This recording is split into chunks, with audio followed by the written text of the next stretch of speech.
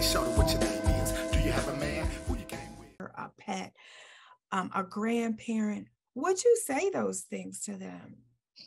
You didn't get anything done. I know you were tired, but you're just a loser. I would never say that to someone I love. Right. Why are you saying it to yourself?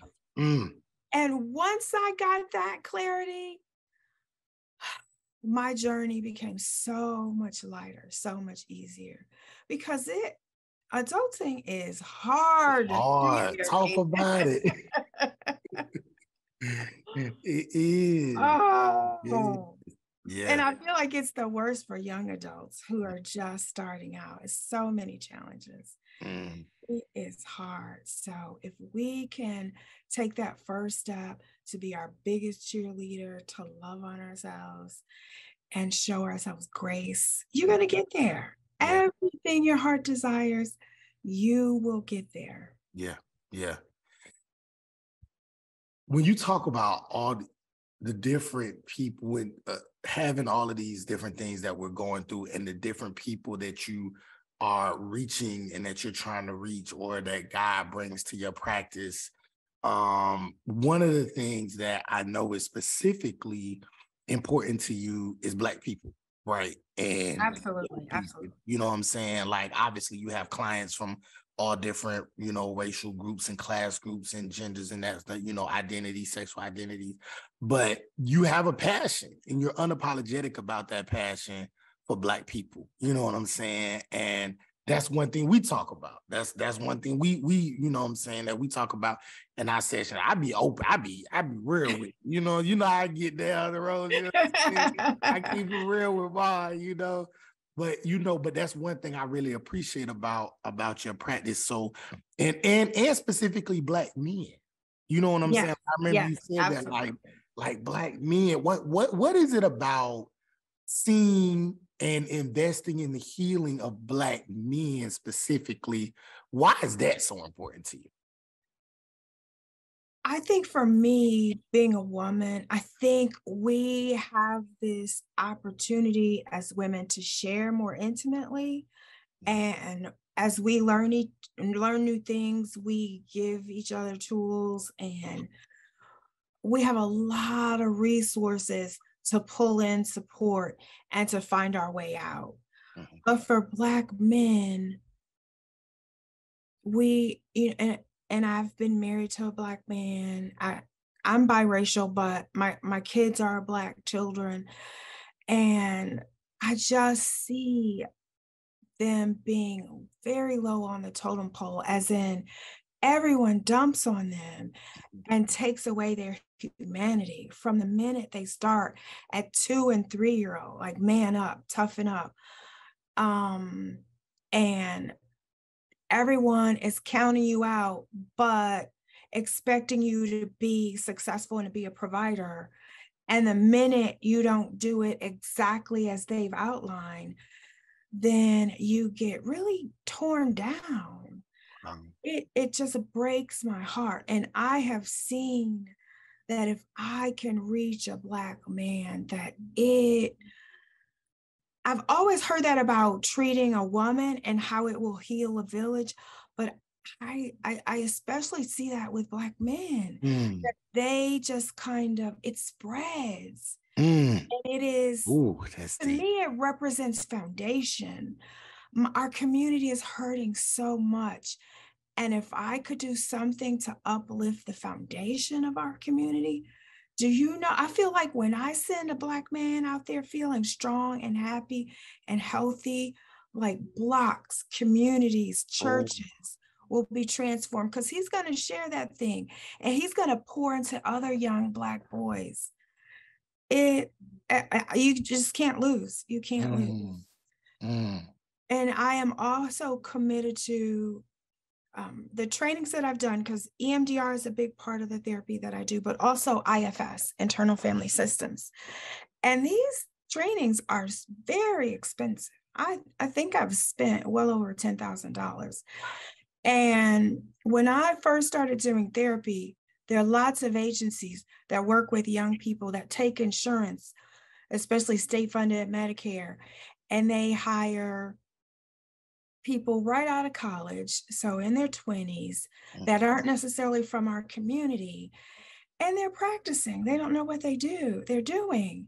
And so I have made a commitment that it is not about the money. I will always take state funded insurance, and I will always pour into my community.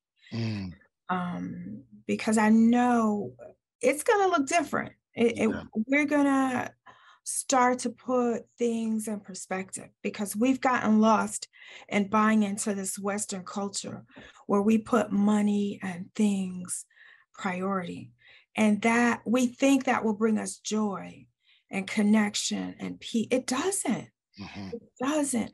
That connection, that laughter, that sense of family over a barbecue chicken dinner, over a movie night. Those are the things that are important. And I don't need to charge $200 a session to be able to afford that kind of life. And I think that's why you're so blessed, honestly, Rose. I think that's why your practice is blessed. I think that's why your family is blessed, because you really do, like, you have a much bigger, purpose, and you have a passion that far exceeds the money. And you always talk about how the money ends up coming back. Things end up coming back. One of the issues that we still dealing with in my is money. I be trying to hold on. Not that I don't be greedy, but the money I get, I be like, no, you can't take this. And you be like, boy, you better let that go. It's going to come back. I thought you said you serve the God of the cattle on 1,000 hills and all that. Come on, let it go. He going to bring it back. And every time you say it, and I say, you know what, Rose told me to let this money go. I'm going to let this money go.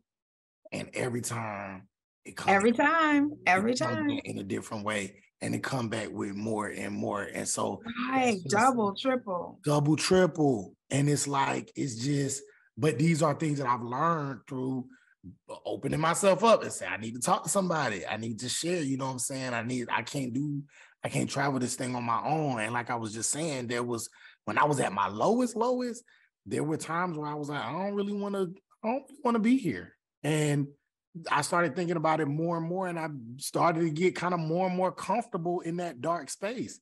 And I'm going to be honest with you, at one point, especially in the Black community, we used to say, man, ain't nobody about to kill themselves, because everything Black people have been through, we still here. If we know how to do something, to survive. You know what I'm saying? So we don't know Black people be committing suicide. That's for these, white people and this and that or whatever. But nowadays, we're starting to see more and more suicide, ideations, attempts, all that other kind of stuff is not just on one race or one people or poor people or rich people or whatever. It's not just one. It is something that so many people deal with. Yes. And a lot more and more. I've had students, I come back and they're gone. You know what I'm saying? Like I've seen, or I probably hear about maybe one or two just in my own personal, or people that I know who know people or whatever, maybe like once a year. You know what I'm saying? Like, I mean, really just I won't be here no more. And they won't, and that's just the people who are so-called successful at it, not the ones who've had attempts or have dwelt on it or have these ideations or whatever. And so I just want to ask you, what would you say to somebody who's watching this and is dealing with it, have dealt with it, or they know somebody who's at that really low point in their depression where they're like, I don't know if I want to be here no more. I think I'm done. And a lot of times it's not even just they don't want to be here. The pain just hurts so much. Yes. That's what it is. It's like, I want to be here, but it just hurts. I just want to get rid of this pain. Right. So what would you say to that person? It is, so many people are really hurting. I think it's really sad because we're getting more and more isolated as people. And what I find is people just want to be loved. People just want to feel connected. And you get to a place where it feels like you've dug a hole, or it feels like the people around you just don't see you. They can't show up for you. Yeah. And that quiet voice of suicide is trying to take one for the team. Like, I will get us out of this pain. I will make the pain go away. And I'm not afraid to go to those dark places with people because I get it. I get it. And usually what I can help them do is just take a minute to shift your energy. Because it's really, and I don't want to make light of it, but in my expertise, it is really being stuck in a mindset. Mm. You know, like, just like if you have a really tough time at home and it's just nasty and fighting and like just you don't want to be there, and then you shut it all down to go to school or go to work, and you have some space between that and you're not thinking about it and you can have a break. And so the suicide, that heavy spirit of suicide, is kind of being stuck in that dark realm at home. There are all these other spaces where there is light. There are people that care. There are people that will help you. Okay, you're around people that are very damaged and they're lashing out. I don't know if you've ever seen those videos where animal rescuers are trying to rescue these dogs that are trapped, and they are lashing out and biting. Like, you're trying to help them. And sometimes we as people are in families with people that are biting us at every turn. And it's painful and it's hard to keep showing up and showing up. And so the soul gets tired. I don't want to do this. You never stick up for yourself. It's speaking to yourself, that voice. We're never going to get out of this. We're never going to leave this relationship. We're never going to have success. And you start to believe that's your truth. And if you could just reach out through a phone line, through someone, because people call it the devil, darkness, whatever. It will tell us, no, don't talk about it because people have so much going on. No, you're being selfish. No, you're being weak. No, they're going to think you're crazy. All these lies to keep you trapped in the shame. And if you can just have the courage to reach out, and you know what? If you reach out to someone and they blow you off, please reach out again. Look for kind eyes. Think about people, and it doesn't necessarily have to be traditionally someone who has a title. It could be a counselor. It could be a neighbor. It could be a friend's parent. Just have a talk. This is really hard. I don't know if I can do this. You know what? A lot of people haven't had a hug. 6 months, a year. I haven't had a hug. Yeah. For a hug. Today is a hard day. If you're not afraid to let someone in, we can sit with you through the darkness and help you get to the other side. Yeah. There's so much love out here. I promise you. Is there darkness? Yes. Is there pain? Yes. I listen to a motivational speaker sometimes, Tony Robbins, and he did this exercise on one of his tapes. And he was like, okay, I want you to do this exercise and I want you to look around where you are and notice all the things that are brown. Just take a minute and look at all the brown. Okay, now close your eyes and name all the things that are white. And immediately people were like, wait, I didn't see the white. I can't name the white. I wasn't focused on the white. Give me another. That's the point. When you're in this suicidal space, this darkness, everything you see is brown. Dark. Yeah. But if you could sit with someone who has a light, they can show you. Remember this person that called to check on you? The light. Remember this person that prayed with you? A lot. Remember this person that loaned you money and never asked for it back?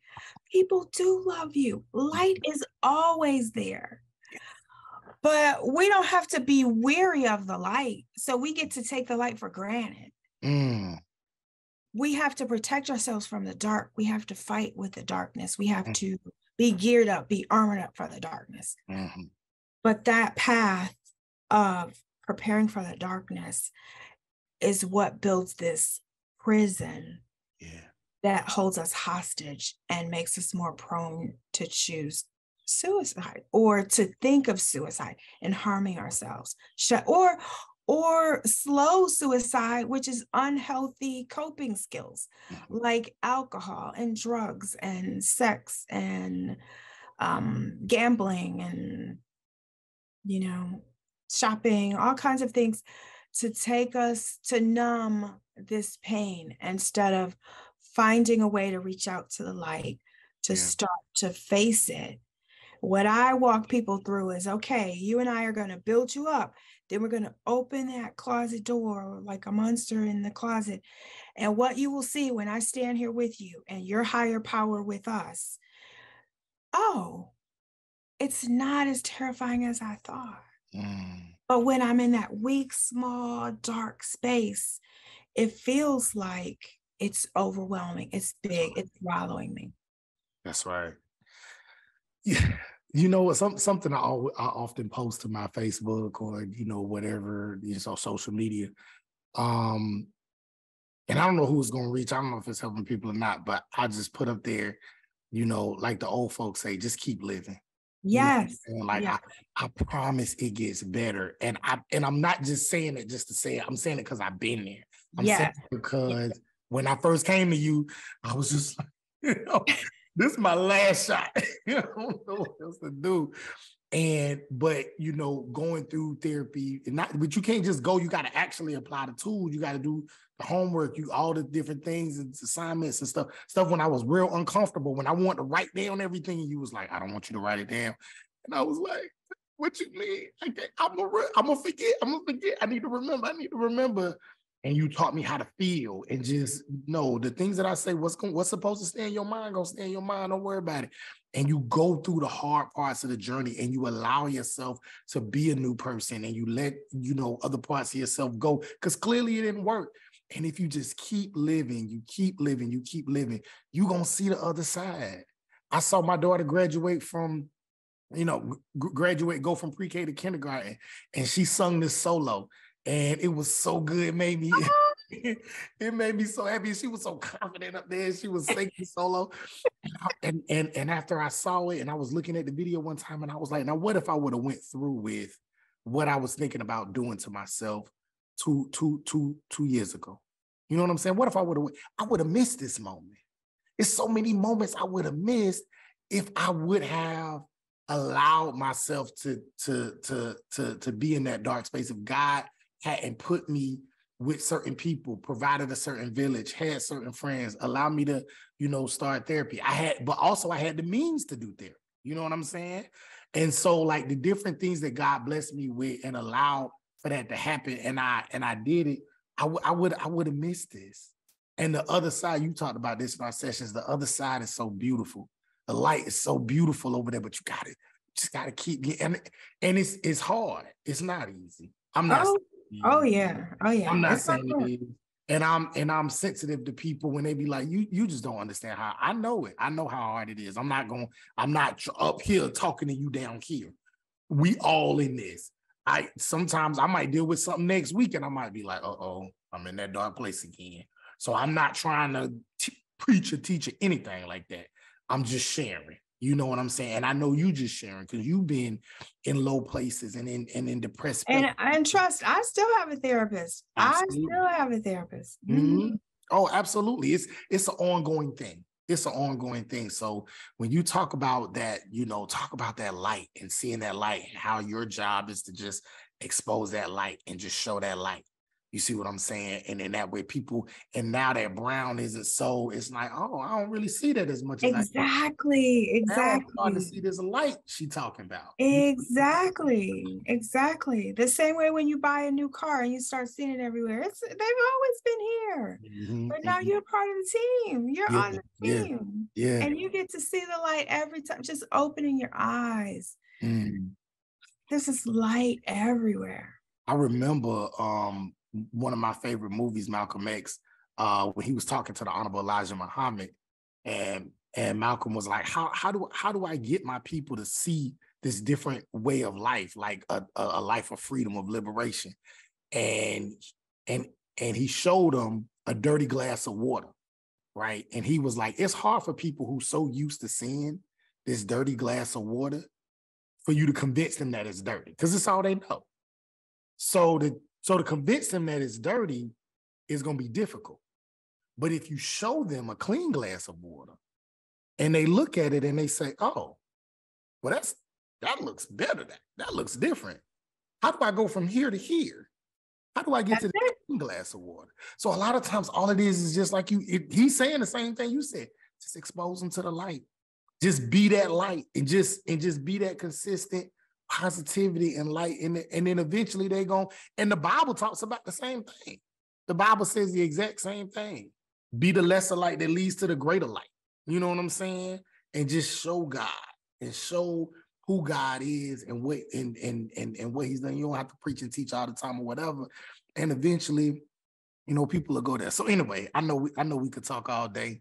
I know, you know what I'm saying? Yeah, I know you be the one cutting off our sessions because you know how keep going. But I know people gonna see this. I know people gonna be interested. They're gonna comment. They're gonna, you know, hit me up, and they probably gonna want to know how they could get in touch with you. Either by getting some of your services or just finding ways to connect with you, and you know what I'm saying, just gain more knowledge. So, can you just tell the people how to connect with you in your practice? Probably the easiest way is my website, restoringwellnessga.com. Mm-hmm. And yeah, that leads you to how to connect with me. I need to do better with social media, and I have a new assistant. I have some plans in works. Definitely excited about a parenting class. I'm going to be spending all weekend kind of really trying to fine tune it so I can get it out there.